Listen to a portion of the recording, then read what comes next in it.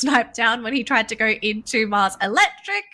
You know, you kind of learn, you live and you learn. Now, speaking of living and learning, Twisted Minds, so many players on the ground as they've actually engaged fully into Buriram, and it's a full team wipe, 10th place as well.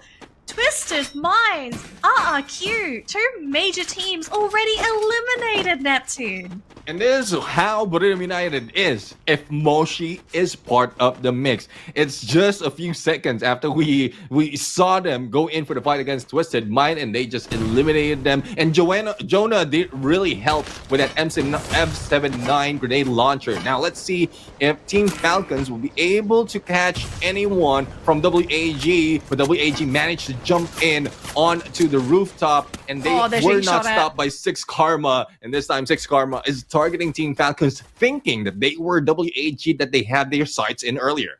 Oh, WAG, they thought they were going to be safe in the compound, but have a look at this. Hua is there. They get rid of Cyrus, and now they're down to Krillin.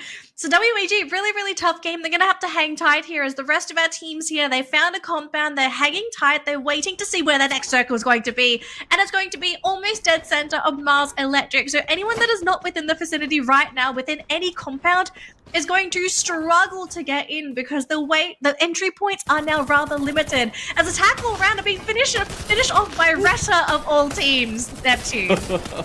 I mean, Retta, the team that is being gunned down earlier, but tackle round is paying them back. Only limit is remaining at this point. Chris receiving a little bit damage as Lopez heals up as he jumps into the next phase of the circle. But Limit is trying to go ring around the Rosie against Carlos, but Lopez might go in for the backstab. But there you have it. Attack all around being eliminated. We are left with 7 teams in this fight, and the 2 teams that is at a disadvantage is ESports as well as Retta, who's missing some of the players. But as we say that, we have only a few seconds until the blue closes in that push everyone into this compound.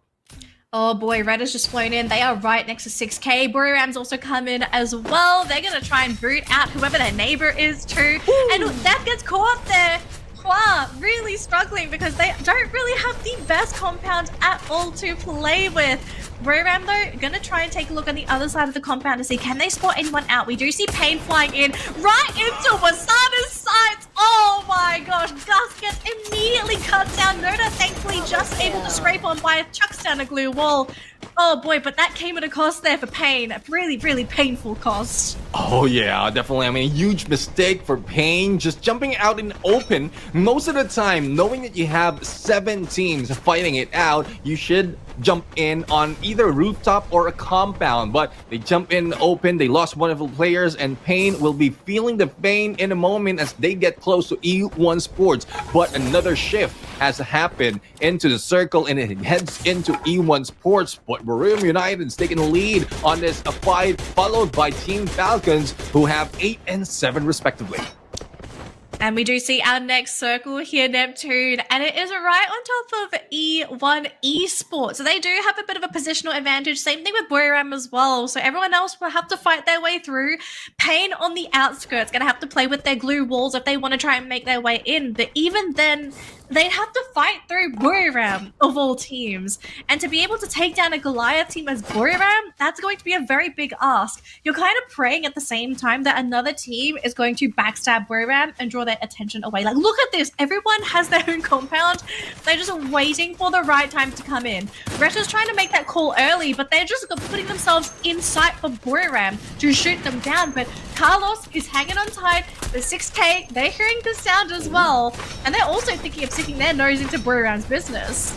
Yeah, I mean, 6K has no chance really of flanking on the other side because it's very much open at that point. Buriram United has stopped anyone from flanking. Go to their side as well. So straight head on for 6K. But Pain will be doing a lot more pain. And there goes Jonah with that woodpecker triple or double takedown. Only one left, Peter XL. I don't think he has that much of chance as well as medkit to survive, and we might be seeing there goes elimination of Pain Gaming, the pain of losing it out without a fight.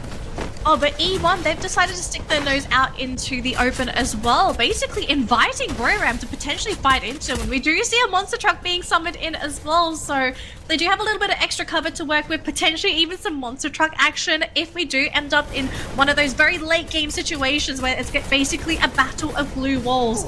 There's now Buriram feeling the heat themselves, now having to start moving in because that the blue zone is also moving in. They're going to move towards 6k and try to eliminate them first in a rotation around that circle. Jonah's been caught, unfortunately, so Buriram down to 3 players, but they're playing rather well on the outskirts. No one's competing with them. No one's eliminating their blue walls. And unless someone deals with them soon, I kind of think this game is going to end up going into Buriram's pocket. You'll have to find out. I mean, Kororo has been taken out from Team Falcons, and they are only left with 2, or make that 3 players. So it's a 3v3, or make that 3v2 later on. If in case that happens, E1 Sports starting losing their players as well. 1 player left for Reddit, who's up above, who might be praying that he will not be spotted, or he has a good chance. But Chris has nowhere else to go as the blue closes in. Moshi will try to go in for the flank against Team Falcons. It's a 3v2 situation, but the blue wall is blocking any approach, any chance for them to rush in that quickly.